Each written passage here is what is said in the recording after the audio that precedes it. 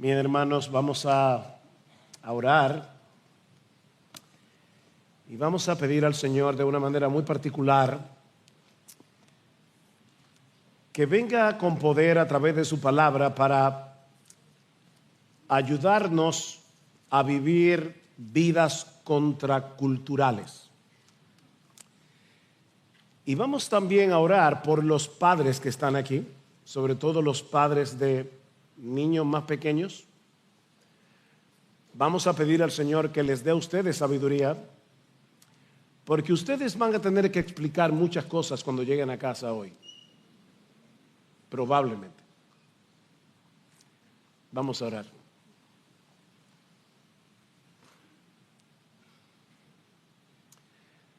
Ciertamente, Señor, si hay algo que esta congregación aquí y ahora necesita es ver a Cristo. Muéstranos a Cristo a través de tu palabra. Algunos necesitan ver a Cristo como el Salvador que sus almas necesitan para el perdón de sus pecados, para obtener la vida eterna. Otros necesitan ver a Cristo como el Consolador. Otros necesitan ver a Cristo como aquel que los libertó de la esclavitud del pecado para que ya no sirvan más al mundo, al pecado y a la carne. Necesitamos ver a Cristo, Señor. Y Padre, de manera muy particular, en este día que vamos a hablar de un tema tan delicado, te rogamos, oh Señor, que tú le des gracia, sabiduría, balance al predicador y que al mismo tiempo tú le des a los padres de nuestra iglesia sabiduría y gracia para hablar a sus hijos cuando lleguen a casa, cuando se levanten preguntas. Ayúdanos, Señor, a levantar una generación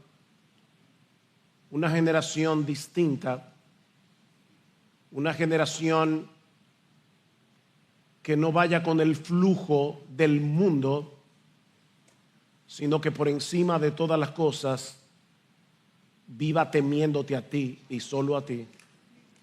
Ven, oh Dios, tú sabes cuánto te necesitamos.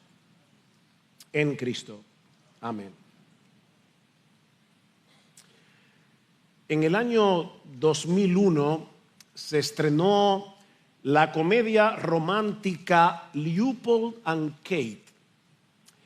Era una película de ficción en el que Leopold, que es un aristócrata del siglo XIX, viaja en el túnel del tiempo a la Nueva York contemporánea. Hay una escena de la película en la que Leopold asiste a una cena en la que varios de los invitados están discutiendo abiertamente sobre temas personales que él encuentra totalmente inapropiados. Leopold está sorprendido por la falta de decoro, por la falta de decencia que muestran estas personas en sus conversaciones. Y mis hermanos, es que el mundo ha cambiado mucho desde finales del siglo XIX hasta hoy.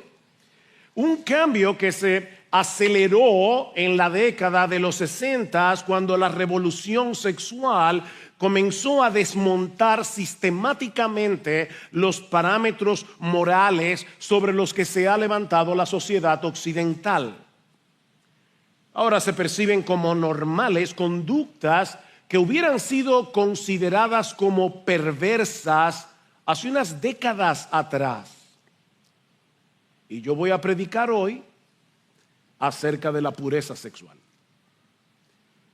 Basado, ¿verdad?, en este texto de 1 Tesalonicenses capítulo 4. Ese es el tema. Y mis hermanos, hablar hoy acerca de la pureza sexual puede ser tan chocante para algunos como viajar en el tiempo a la época de Jane Austen, al siglo XIX. Pero ¿de qué museo salieron ustedes? ¿De verdad ustedes quieren que tomemos en serio lo que Pablo escribió hace 2000 años acerca de la pureza sexual? Pues mira que sí. Eso es lo que pretendemos, que lo tomes muy en serio, porque esta es la palabra del Dios eterno e inmutable, que no necesita ser actualizada para estar a tono con la cultura y el pensamiento de la época. El cielo y la tierra pasarán, dice Jesús, pero mis palabras nunca pasarán.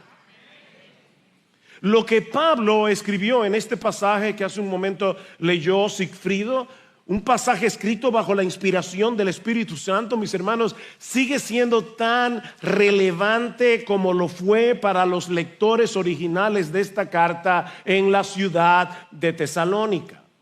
Como hemos visto a lo largo de esta serie, esta era una típica ciudad portuaria del siglo I, una sociedad muy próspera, con una intensa actividad comercial, una confusa mezcla de religiones y una rampante inmoralidad. Un comentarista dice: Tesalónica era una ciudad saturada de sexo, una ciudad saturada de sexo. Al igual que en la actualidad, dice, el mundo grecorromano consideraba el sexo como una función biológica más, como comer o beber. Cuando se tenía hambre se comía, y cuando se tenía sed se bebía, y lo mismo se hacía con los deseos sexuales, sin restricciones, sin culpa, simplemente se aceptaba y estaba fácilmente disponible para el que lo deseara. Era una sociedad hipersexualizada. Y allí estableció el Señor una iglesia durante el segundo viaje misionero de Pablo. Y si ustedes recordarán, Pablo, Silas y Timoteo solo pudieron permanecer unas pocas semanas allí debido a la persecución que se levantó contra ellos. De manera que la iglesia que recibió esta carta que vamos a estudiar o que vamos a retomar en el día de hoy era una iglesia joven, donde habían muchos nuevos creyentes en medio de un contexto muy hostil al cristianismo. Era muy probable que algunos de sus miembros hayan estado sumergidos en una grosera inmoralidad antes de venir a Cristo. Pero mis hermanos, el evangelio lo cambia todo. Ellos habían sido salvados por la gracia de Dios, habían sido transformados por el poder del Espíritu Santo, y ahora Pablo les dice que ellos debían vivir vidas que agraden a Dios, que ellos debían vivir vidas santas. Noten una vez más el capítulo 4, versículo 1. Dice Pablo: por lo demás, hermanos, os rogamos pues y os exhortamos en el Señor Jesús, que como habéis recibido de nosotros instrucciones acerca de la manera en que debéis andar y agradar a Dios, como de hecho ya andáis, así abundéis en ello más y más. Pues sabéis qué preceptos os dimos por autoridad del Señor Jesús, porque esta es la voluntad de Dios, vuestra santificación. Esta es la voluntad de Dios para ustedes, tesalonicenses, vuestra santificación.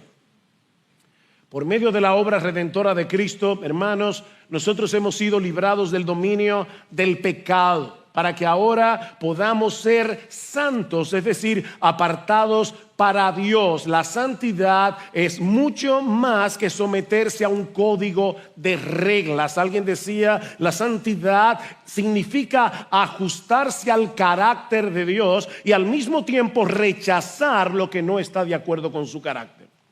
Mira qué fácil. ¿Qué es la santidad? Ajustar tu vida al carácter de Dios, rechazando al mismo tiempo todo lo que no se parece a Dios en Cristo.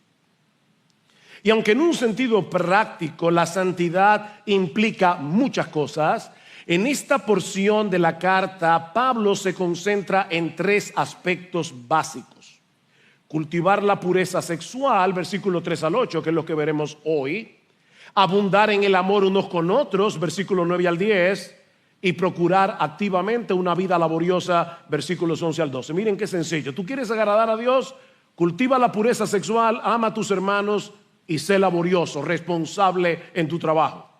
Eso es básicamente lo que Pablo nos dice aquí. En la mañana de hoy vamos a concentrarnos, como ya les dije, en los versículos 3 al 8. Vamos a hablar acerca de la pureza sexual. Y lo voy a hacer respondiendo básicamente dos preguntas. La primera es, ¿qué debemos hacer para cultivar la pureza sexual? Nosotros sabemos que la santidad viene de Dios, es una obra de Dios en nosotros. Pero mi hermano, tú y yo tenemos una responsabilidad en lo que respecta a la santidad. Pablo dice en 2 Corintios capítulo 7 versículo 1 que nosotros debemos cultivar la santidad en el temor de Dios. Tú y yo tenemos una responsabilidad, hay algo que hacer. Y Pablo en este pasaje nos da tres directrices que podemos resumir en tres palabras clave: abstente, controla y cultiva. Abstente, controla y cultiva. Vean el versículo 3 otra vez. Porque esta es la voluntad de Dios, vuestra santificación, es decir, que os abstengáis de inmoralidad sexual. La frase que se traduce como inmoralidad sexual en realidad es una sola palabra griega, porneia, de donde proviene la palabra pornografía en español. En los días de Pablo esta palabra se usaba para señalar todo tipo de pecado sexual. Ahora, antes de continuar, es importante resaltar, y hermanos, cuando hablo de resaltar es que quiero que en tu mente lo subrayes con negrita. Es importante resaltar que el sexo en sí mismo no tiene nada de pecaminoso. En los capítulos 1 y 2 del libro del Génesis aprendemos que Dios creó el sexo, no fue el diablo. Se trata de algo bueno creado por un Dios bueno. Pero aprendemos también, y no solamente en Génesis 1 y 2, sino en toda la Escritura, que el sexo tiene un contexto. La relación entre un hombre y una mujer que están unidos el uno al otro en el vínculo del matrimonio. Toda actividad sexual que se lleve a cabo fuera del contexto del matrimonio heterosexual es inmoralidad.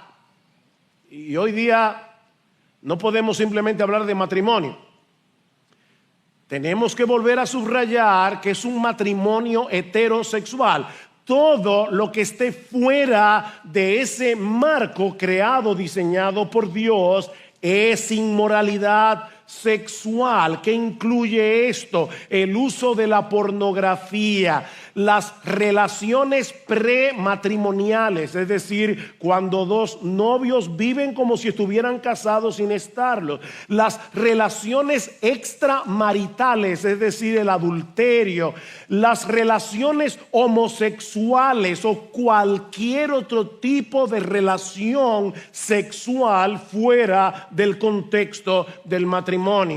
Absténganse, dice Pablo, de todo lo que se sale del esquema diseñado por Dios para la sexualidad humana. Este verbo que se traduce como abstenerse es bastante fuerte en el original. Significa mantenerse alejado, contenerse, refrenarse. Pablo lo dice de una forma más gráfica en 1 Corintios capítulo 6 versículo 18, huid de la fornicación. O sea, no se trata de mira a ver si puedes evitarlo. No, sal corriendo. Huye de cualquier situación que pueda llevarte a pecar. No te acerques al precipicio. Cuando estábamos en medio de la pandemia del coronavirus, el solo hecho de escuchar a una persona toser era suficiente para guardar distancia. ¿Recuerdan eso?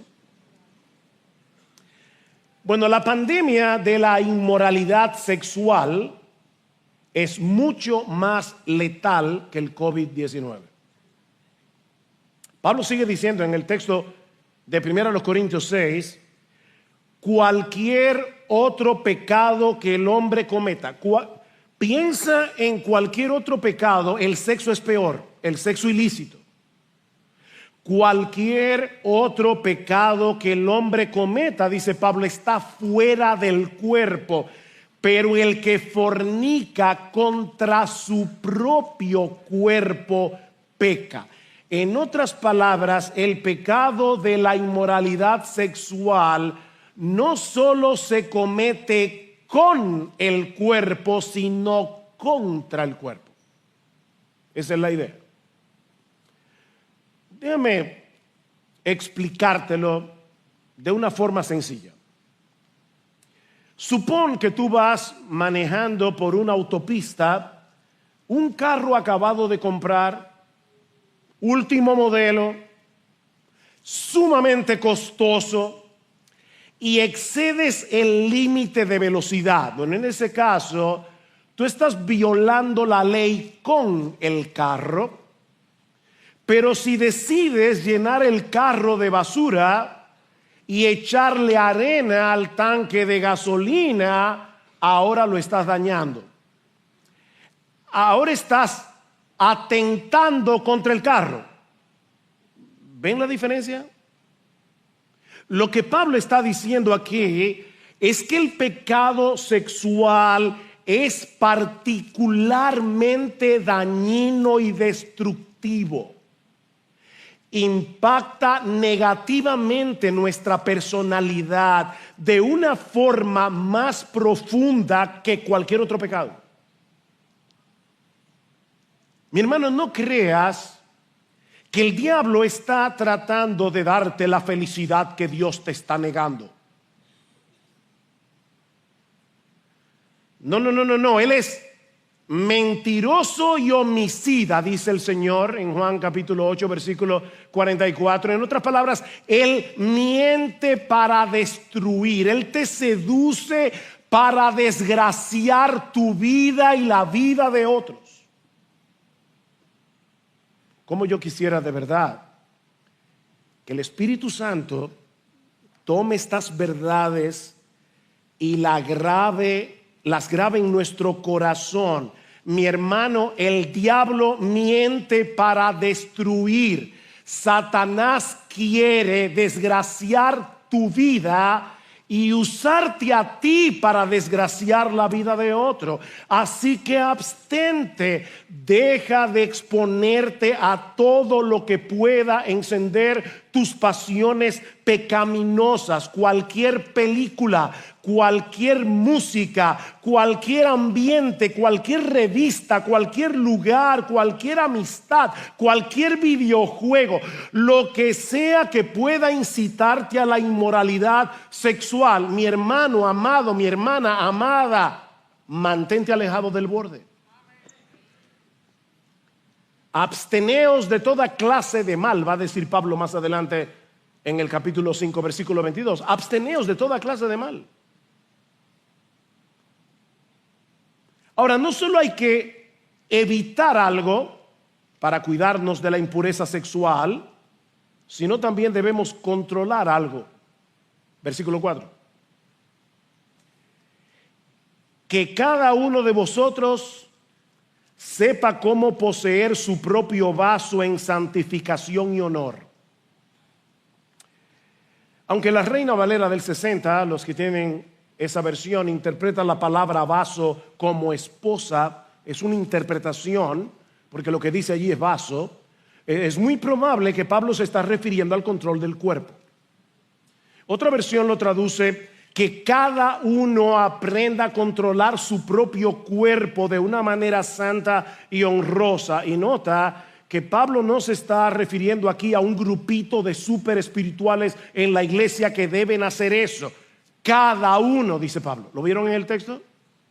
que cada uno, todo cristiano, todo cristiano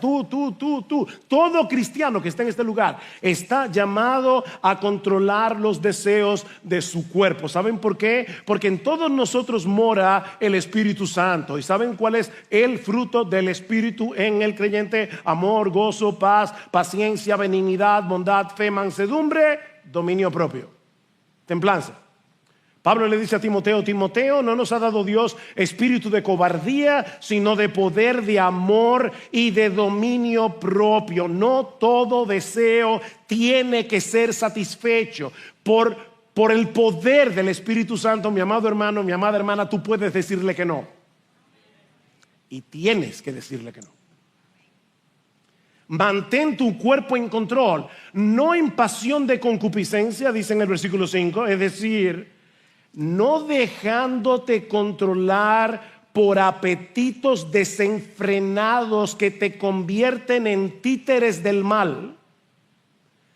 Satanás te promete libertad para esclavizarte, no en placeres, apetitos desenfrenados como los gentiles que no conocen a Dios. Es interesante que Pablo está dividiendo aquí a toda la humanidad en solo dos grupos. Hay solo dos grupos: los que de verdad conocen a Dios y los que no lo conocen. Una persona que vive entregada a sus apetitos pecaminosos no conoce a Dios, no tiene una relación personal con Él, no conoce experimentalmente el supremo valor de su gracia, el supremo valor de su bondad, el supremo valor de su sabiduría, el supremo valor de su amor. En la misma medida en que crecemos en el conocimiento de la gloria de Dios en Cristo, estaremos mejor equipados para decirle que no al engaño seductor del pecado. ¿Sabes por qué? Porque mientras mejor conocemos a Dios, veremos más claramente que todo lo que nos aleja de Él no es un buen negocio. Míralo de esta manera. Es absurdo pensar que algo creado por Dios, como el sexo, sea más satisfactorio que el Dios que lo creó. No es lógico. Es absurdo pensar, por favor, piénsalo lógicamente. Si es Dios el que creó el sexo, es absurdo pensar que el sexo sea más satisfactorio fuera de Dios, fuera del marco diseñado por Dios, que el Dios que lo creó. Pero como yo quiero convencerte, déjame decírtelo de otra forma. No hay un solo placer en el mundo. No hay un solo placer en el mundo que sea más placentero que conocer y disfrutar a aquel que creó todos los placeres que existen. Me encantan las cartas del diablo a su sobrino, donde un diablo más experimentado está entrenando a un diablito para que sepa cómo tentar mejor. Y uno de los diálogos, el diablo más experimentado le dice al diablito: mira, ten cuidado con usar mucho los placeres para tentar al paciente, así como le llama al ser humano que están tentando, al paciente.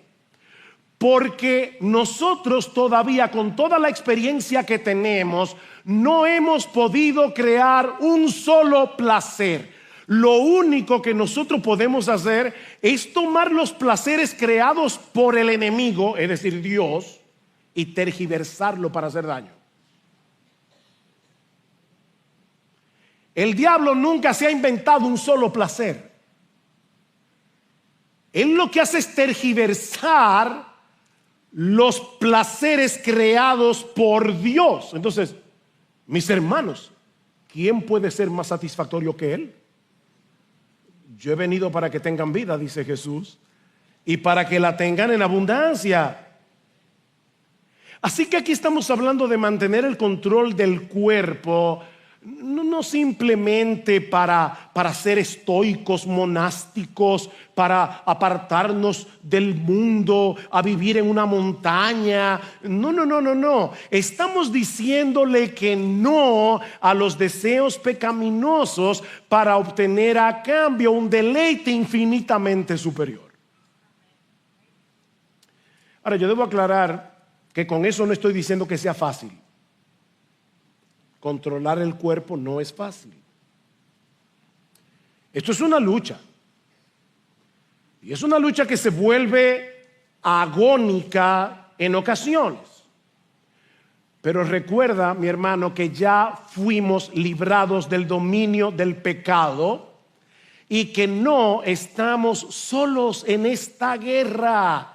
¿Qué dice Pablo? Andad en el Espíritu, Gálatas 5:16, es decir, andad en dependencia del Espíritu, llenando tu mente de la palabra inspirada por el Espíritu. Eso es andar en el Espíritu. ¿Y qué va a pasar? Que no cumpliréis el deseo de la carne. Así que aquí hay algo que evitar, algo de lo que debemos abstenernos, hay algo que controlar. Pero Pablo nos dice también que hay algo que debemos cultivar. Y es un amor genuino por los demás que nos lleve a buscar el bien del otro a una costa del sacrificio personal. Pastor, ¿y de dónde sacó usted eso del texto? Una inferencia del versículo 6. Dice Pablo: y que nadie peque y defraude a su hermano en este asunto. ¿En cuál asunto? Es obvio por los versículos que siguen que Pablo no ha cambiado abruptamente de tema. Él sigue hablando del sexo ilícito, pero ahora está enfocando el daño que le causamos a otros cuando nos aprovechamos de ellos para nuestro propio placer. Tal parece que Pablo está pensando aquí en el adulterio de manera particular, porque la persona adúltera está agraviando al esposo o a la esposa que está siendo engañado o engañado. Y es ahí donde Pablo dice: no defraudes a tu hermano, no te aproveches de tu hermano. Ahora, aun si se tratara de una soltera, si tú pecas contra ella, y yo sé que este es un pensamiento sumamente extraño para algunos, pero si tú estás pecando contra ella, estás agraviando a sus padres que todavía no te la han entregado en matrimonio. No defraudes al otro, no engañes al otro. O incluso al futuro esposo de esa joven, si se casa con otro, que no sea contigo. De manera que el cultivo del verdadero amor cristiano es parte del antídoto provisto por Dios contra la inmoralidad sexual. Joven cristiano, si tienes novia, y yo sé que hay varios aquí que la tienen, no seas tú el instrumento para que ella peque contra Dios y manche su conciencia. Si de verdad la amas, ayúdala a perseguir la pureza, ayúdala a seguir creciendo en su intimidad con Cristo. Y lo mismo se aplica a las jóvenes. No seas tú piedra de tropiezo para tu novio o para cualquier otro hombre, vistiéndote de una forma provocadora y no como una mujer que le teme a Dios, o permitiéndole un acercamiento físico imprudente.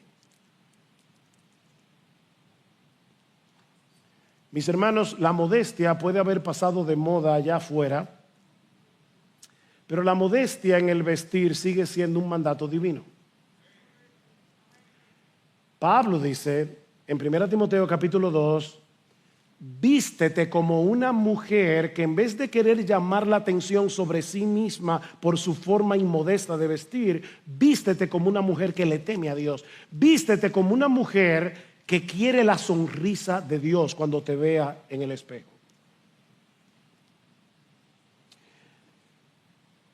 Novios, cuando mires a tu novio o a tu novia, imagínatela con un letrero escrito por Dios mismo que dice prohibido el paso. Eso te va a ayudar. Prohibido, no te pertenece, tú no tienes derecho sobre ese cuerpo, Dios no te lo ha dado. Mark Howell dice al respecto: cuando cometemos un pecado sexual con otra persona, cruzamos un límite que el Señor nunca quiso que se cruzara. Estamos tomando de alguien algo que no nos pertenece. En esencia, estamos diciéndole a la otra persona: tú no me importas. A menudo oímos a un novio decirle a la novia: si realmente me amaras, tendrías sexo conmigo. La verdad es que si esa persona realmente amara a la otra con la que quiere tener sexo, no tendría sexo en absoluto. El único momento en que Dios quita las señales de prohibido el paso es cuando un hombre y una mujer están casados. Mientras tanto, jóvenes, miren el letrero. Eviten la soledad. Y cuando estén juntos, llamen a Cristo en el medio. Hablen de Cristo. Háblenle a Cristo, que Él es el centro de la relación. Y créeme que así será más fácil esperar con paciencia el día de la boda, cuando Dios mismo se encargará de quitar el letrero.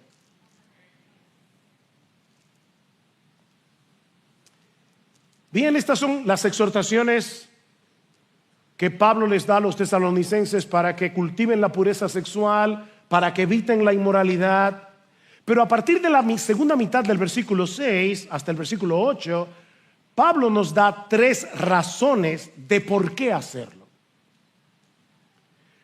¿Por qué debemos procurar la santidad en lo concerniente a la pureza sexual? Bueno, en primer lugar, por el castigo de Dios. Por el castigo de Dios. Versículo 6. Y que nadie peque y defraude a su hermano en este asunto, porque el Señor es el vengador en todas estas cosas, como antes os lo dijimos y advertimos solemnemente. Dios se toma muy en serio los pecados sexuales. Alguien ha dicho que el pecado sexual es decirle a Dios: no me importa si peco contra ti, y tampoco me importa si hago que otro peque contra ti. ¿Se dan cuenta de la insolencia? ¿Ustedes creen que Dios va a tomar a la ligera una actitud tan desafiante? Dice en Hebreos capítulo 13 versículo 4: honroso sea en todos el matrimonio y el lecho sin mancilla. Deténganse ahí por un momento. Honroso sea en todos el matrimonio y el lecho. La palabra griega ahí es coites. Ya ustedes saben qué palabra proviene en español. Eso, dice el autor de la carta a los Hebreos, es sin mancilla. Y eso, mis hermanos, es sorprendente, porque esa expresión sin mancilla solo aparece 3 veces más en el Nuevo Testamento. En Santiago 1:27 para hablar de la religión verdadera. En Primera de Pedro capítulo 1 versículo 4 para hablar de la herencia que tenemos en el cielo. Y en Hebreos capítulo 7 para hablar del Señor Jesucristo. Así que lo que el autor de la carta a los Hebreos está diciendo es que el sexo en el matrimonio es tan santo como la religión verdadera, como el cielo y como el mismo Jesús. Si tú tienes una visión distorsionada de lo que el sexo es, quítate de la cabeza. Dios creó el sexo y por lo tanto es bueno en gran manera. Ahora bien, el texto no termina ahí. Honroso sea, y de paso yo digo a tanta gente que dice, para los cristianos el sexo es un tabú. Mira, si tú eres de lo que piensas así, tú nunca has leído la Biblia. Tú nunca has leído Cantar de los Cantares. Tú nunca has leído Proverbios capítulo 5. Pero volvamos al track. Honroso sea en todos el matrimonio y el lecho sin mancilla, pero a los fornicarios y a los adúlteros los juzgará Dios personalmente. Y eso es lo que Pablo está diciendo aquí. Cruzar los límites establecidos por Él siempre tiene consecuencias, a menos que te arrepientas.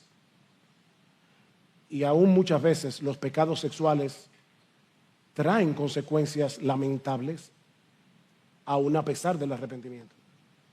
Tienes el perdón de Dios, no lo dudes. ¿Quiere decir esto que si un creyente comete un pecado sexual pierde su salvación? No, por supuesto que no.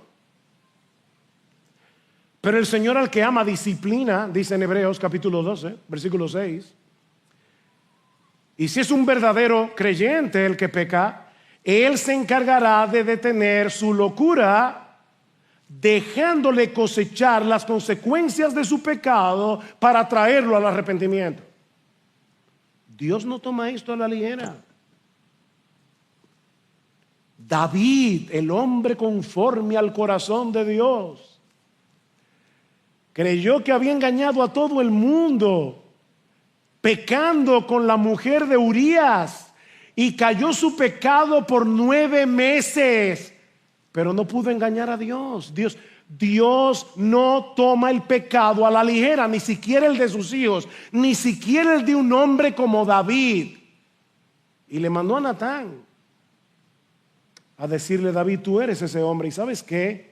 Tú pecaste en privado, tú pecaste en secreto, pero las consecuencias de tu pecado serán públicas. Y hoy estamos en el 2024 hablando todavía del pecado de David.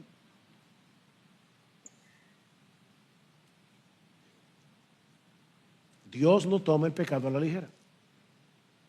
Y de hecho, Pablo, en el poquito tiempo que estuvo en Tesalónica, recuerden que ellos tuvieron que huir de la ciudad, en el poquito tiempo que estuvo en Tesalónica, Pablo les habló de eso. Vean el versículo 6 al final. Como también antes lo dijimos y os advertimos solemnemente. Ustedes saben muy bien que en el poquito tiempo que yo estuve en Tesalónica, una de las cosas de las que yo le hablé fue de que se abstengan de la inmoralidad sexual.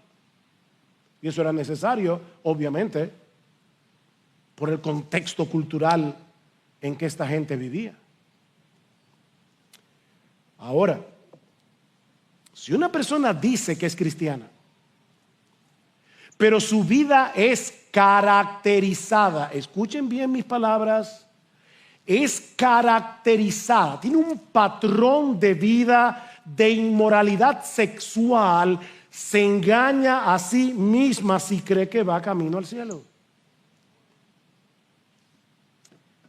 1 Corintios 6, ¿no sabéis que los injustos no heredarán el reino de Dios? No erréis, ni los fornicarios, ni los idólatras, ni los adúlteros, ni los afeminados, ni los que se echan con varones, ni los ladrones, ni los avaros, ni los borrachos, ni los maldicientes, ni los estafadores heredarán el reino de Dios. Ahora, en medio de este panorama tan oscuro, hay un rayo de mucha esperanza. ¿Qué sigue diciendo Pablo? Y esto erais algunos de vosotros. Ustedes eran algunos de estas cosas que están aquí, mas ya habéis sido lavados, ya habéis sido santificados, ya habéis sido justificados en el nombre del Señor Jesús y por el Espíritu de nuestro Dios. Gloria al Señor, porque tus pecados pasados no te definen ya. Te define tu nueva identidad en Cristo.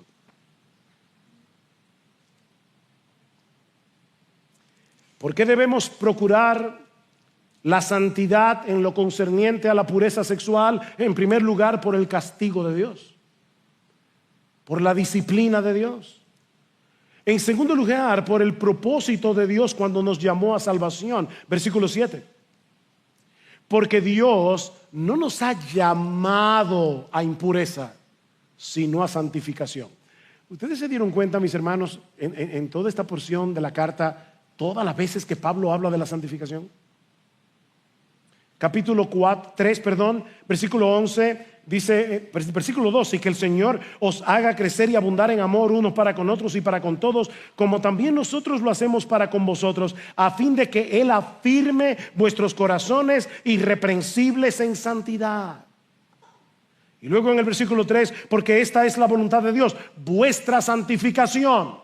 Versículo 4, que cada uno de vosotros sepa cómo poseer su propio vaso en santificación y honor. Versículo 7, porque Dios no nos ha llamado a impureza sino a santificación.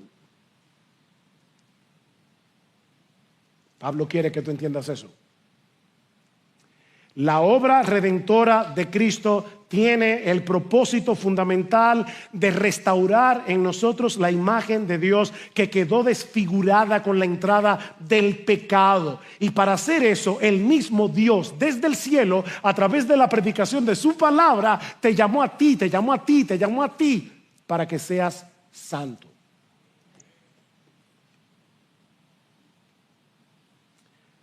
La santidad no es un extra, un bono de la vida cristiana. Pablo dice a los Efesios en Efesios 1:4 que Dios nos eligió para salvación desde antes de la fundación del mundo para que fuéramos santos y sin mancha delante de Él. Oye, Dios el Padre te escogió, Dios el Hijo te redimió y Dios el Espíritu Santo te regeneró para que tú seas santo. Ese es el propósito de Dios. O como lo dice Pedro, como hijos obedientes, no os conforméis a los deseos que antes teníais estando en vuestra ignorancia, sino que como aquel que os llamó, otra vez, es santo, sed también vosotros santos en toda vuestra manera de vivir, porque escrito está, sed santos, porque yo soy santo. De manera que el pecado sexual es una total contradicción al propósito de Dios cuando te llamó a salvación. Mis hermanos, ¿no es esa una buena razón para abstenernos de la impureza sexual? El Dios del cielo te llamó a ti, a ti, a ti. De verdad, yo no sé cómo explicar de otra forma. Óyeme, el Dios del cielo te llamó, le habló a tu corazón, te atrajo con cuerdas de amor y te dijo, yo quiero que tú seas mío. ¿Sabes para qué? Para que seas santo.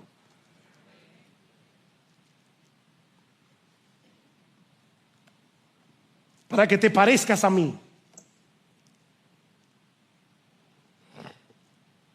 Alguien decía que la santidad no debe considerarse una triste represión. Estos cristianos viven vidas reprimidas. No, como dice un himno, hay libertad. No. La santidad no es represión, dice este autor, es un alto privilegio. Dios te rescató de la inmundicia, de la basura de este mundo para hacerte cada vez más parecido a Jesús hasta que llegues a la gloria y compartas su gloria. Eso es impresionante. Así que los cristianos, óyeme bien, mi amigo, los cristianos no vivimos una vida reprimida, sino que gozamos de la libertad de una vida redimida. Que son dos cosas muy diferentes. Pero hay una razón adicional en el versículo 8 de por qué debemos cultivar la pureza sexual.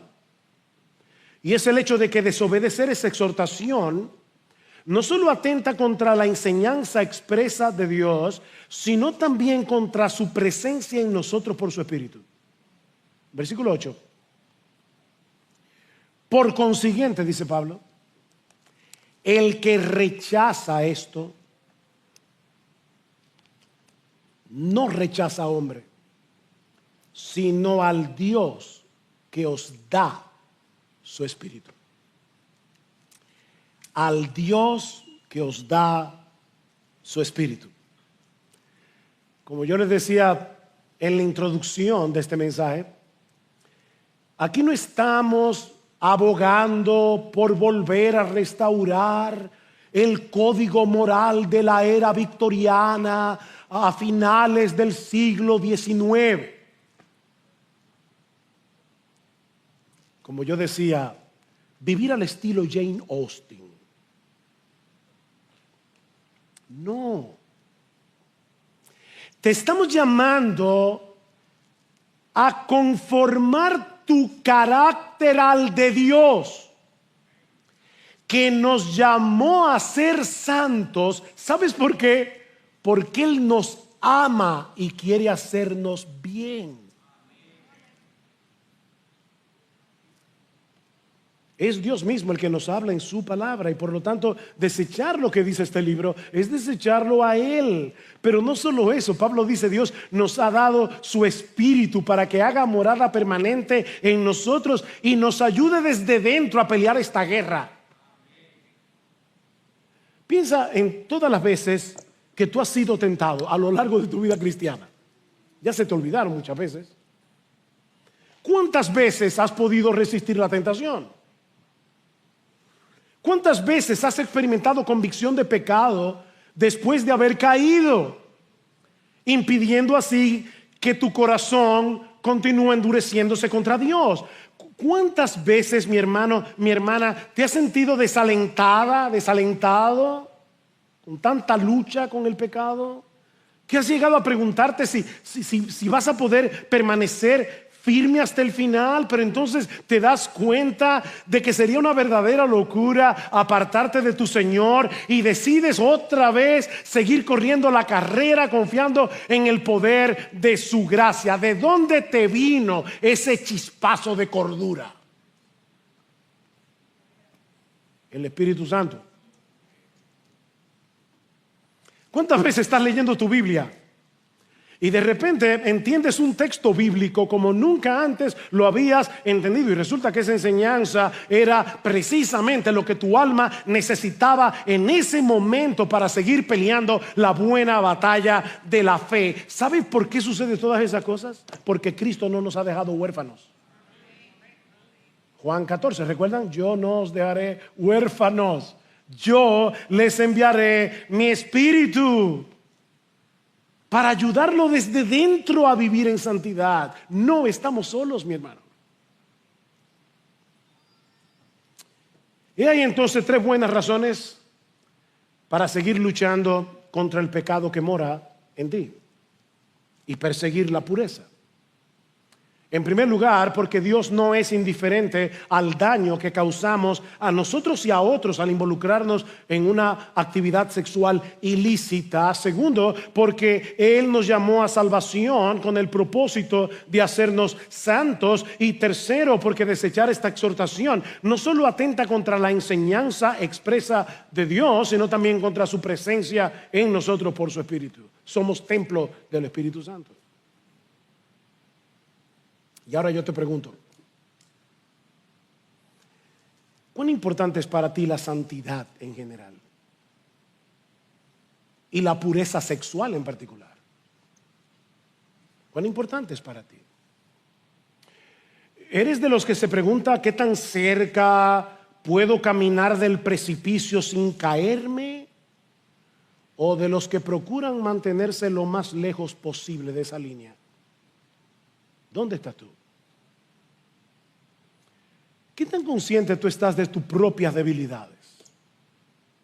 No solo para evitar lo que puede hacerte caer, porque tal vez lo que te hace caer a ti no es lo que me hace caer a mí.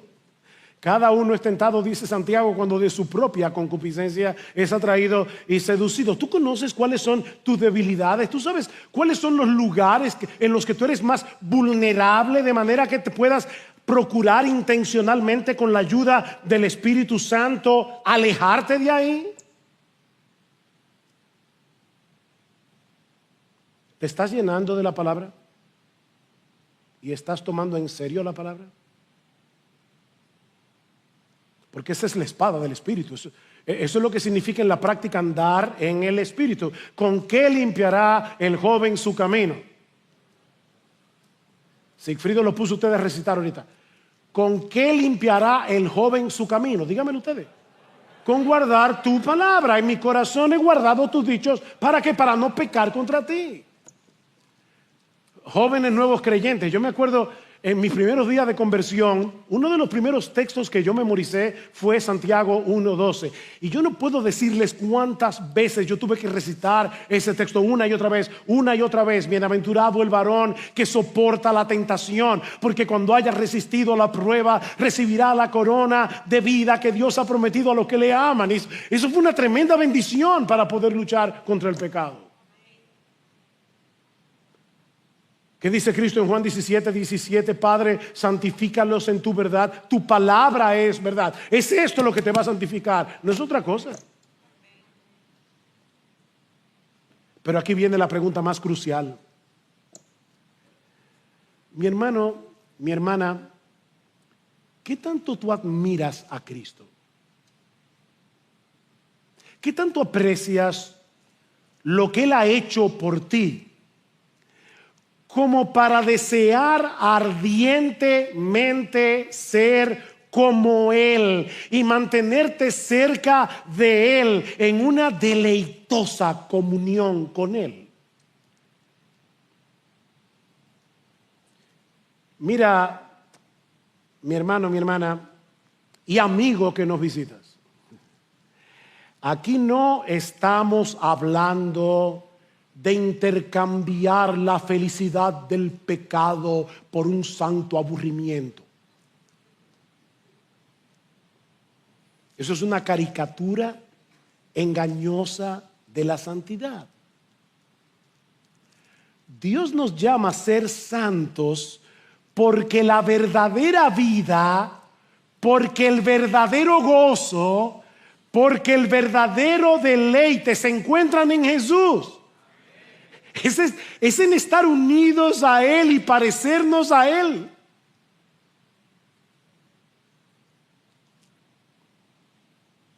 Es de eso que se trata todo esto, mis hermanos. Cambiar ilusiones engañosas, ilusiones dañinas, por el supremo deleite de conocer a Dios en Cristo. Y disfrutar de las cosas creadas por Él sin hacer un ídolo de ellas. Dios no nos ha llamado a vivir una vida monástica. Pablo dice a los ricos de este siglo: mándales que no sean altivos, que no pongan su esperanza en las riquezas, las cuales son inciertas, sino en el Dios vivo que nos da todas las cosas en abundancia para que las disfrutemos. El asunto no está en disfrutar las cosas creadas por Dios. El problema está en sustituir a Dios por las cosas. Es hacer un ídolo de ellas, incluyendo el sexo. Pero no quiero concluir este mensaje, porque sé que a medida que vamos avanzando en este texto, el corazón se va cargando y probablemente muchas memorias vinieron a tu mente durante este sermón. Y yo quiero ahora descargarte, si puedo y si debo. Mi hermano, yo quiero recordarte, mi hermana, una vez más la dulzura del Evangelio. Mira, yo no sé cuál fue tu estilo de vida antes de venir a Cristo. Yo no sé si tú eras un santurrón, fariseo, hipócrita, hipercrítico, o si viviste entregado a la inmoralidad, como dice este pasaje. Yo no lo sé. Pero lo que sí sabemos por la palabra de Dios, mi hermano, mi hermana, es que todos tus pecados fueron perdonados, arrojados en el fondo del mar cuando viniste a Cristo en arrepentimiento y fe. Dios los alejó de sí para no verlos nunca más. ¿Qué dice Pablo en 1 Corintios 6? Que citamos hace un momento, luego de enumerar toda esa lista de pecados. Y esto erais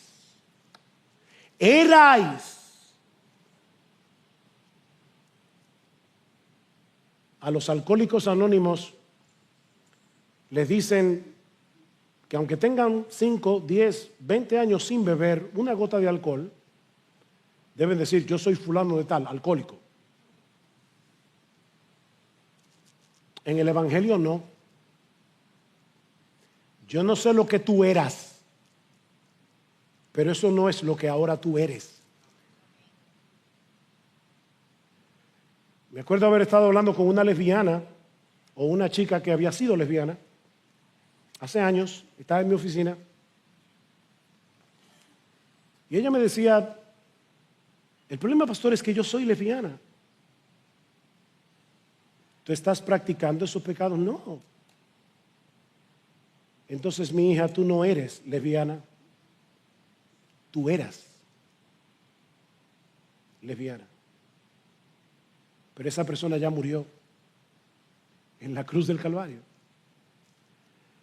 Esto erais algunos de vosotros, mas ya habéis sido lavados, ya habéis sido santificados, ya habéis sido justificados en el nombre del Señor Jesús y por el Espíritu de nuestro Dios. Mis hermanos, la persona que cometió todos esos pecados fue crucificada juntamente con Cristo en la cruz y ya no existe más. Gloria al Señor por eso. Eres puro en Cristo, eres pura en Cristo, como si nunca hubieras roto un plato. Y de paso, mi amigo, esa es la buena noticia del Evangelio, que hay perdón en Cristo para todo aquel que cree. Perdón en Cristo para todo aquel que cree. Mi hermano, mi hermana, no son tus pecados pasados los que te definen. No son tus pecados pasados los que te definen. Es tu nueva identidad en Cristo. Ahora tú eres cristiano, cristiana. A mucha honra.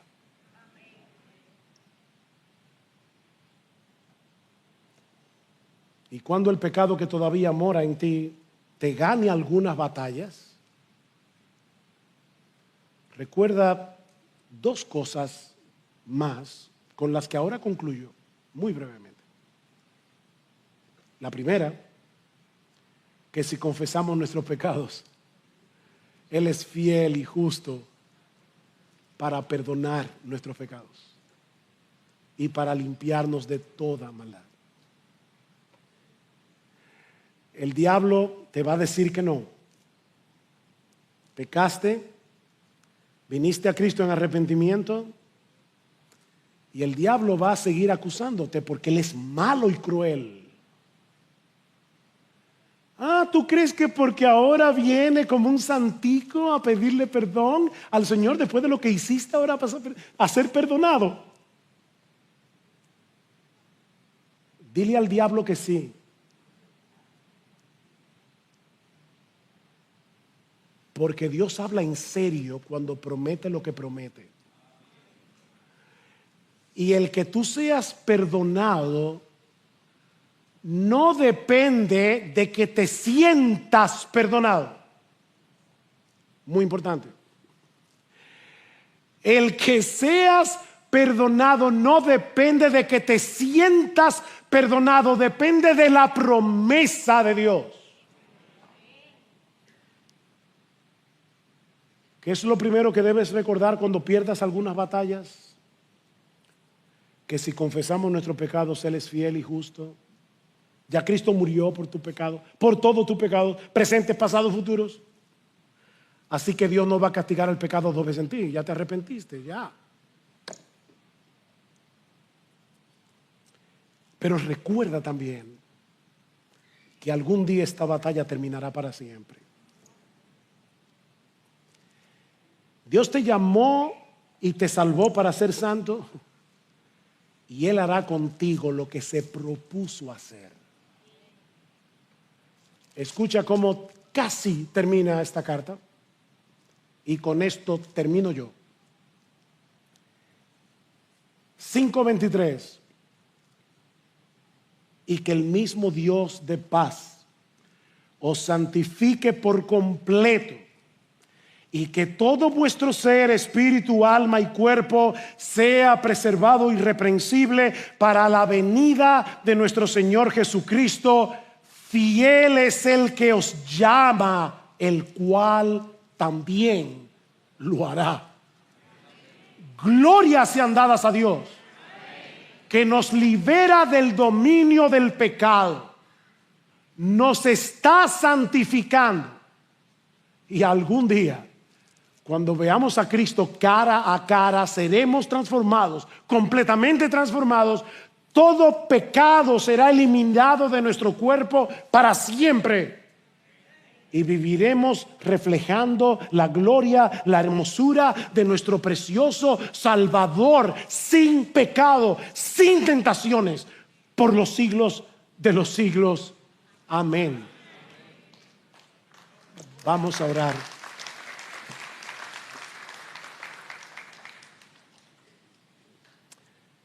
Oh Padre bueno, gracias Señor. Gracias por la obra de Cristo en la cruz. Gracias porque todos nuestros pecados fueron perdonados, porque fuimos lavados con esa bendita sangre. Y todavía, Señor, cuando nos ensuciamos los pies caminando por este mundo caído, ese manantial de sangre continúa limpiándonos de todo pecado. Gracias, Señor. Gracias, Señor. Gracias porque ahora tú nos ves en Cristo. Gracias porque Él es nuestra nueva identidad. Oh, perdónanos, Padre bueno, cuando a pesar de los recursos, de las bendiciones que tenemos en Cristo, hemos coqueteado con varios pecados. Perdónanos, Señor, por tomar con ligereza lo que tú no tomas con ligereza. Pero al mismo tiempo, Señor, yo sé que hay muchos aquí que pueden estar cargados con sus pecados pasados y son creyentes. Oh Señor, dales ahora, aquí, el consuelo del perdón. Del perdón experimental, porque el perdón ya lo tienen, pero ayúdalos a experimentar el hecho de que son perdonados. Y aquellos que están sin Cristo, rompe, Señor, las cadenas que todavía los tienen atados al pecado y a la maldad, y tráelos hoy a Cristo en arrepentimiento y fe, porque te lo pedimos en su nombre.